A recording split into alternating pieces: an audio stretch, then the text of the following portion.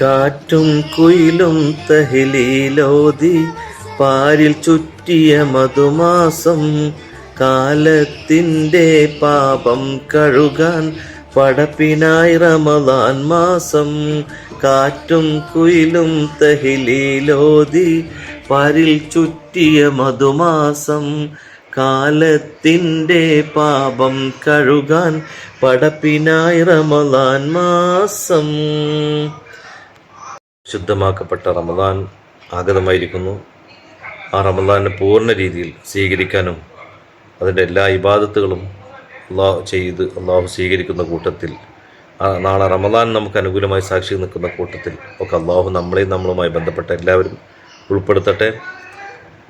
ഈ പരിശുദ്ധമാക്കപ്പെട്ട റമളാനിൻ്റെ ആശംസകൾ എല്ലാ സുഹൃത്തുക്കൾക്കും നേരുന്നു. നമ്മൾ മനുഷ്യരാണ്.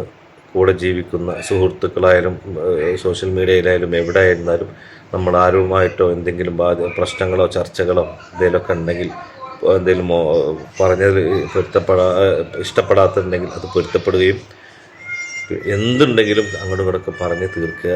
ബാധ്യത കാര്യങ്ങളൊക്കെ അല്ലാഹു തീർക്കാനുള്ള എല്ലാ കാര്യവും അല്ലാഹു നമുക്കൊക്കെ നൽകട്ടെ.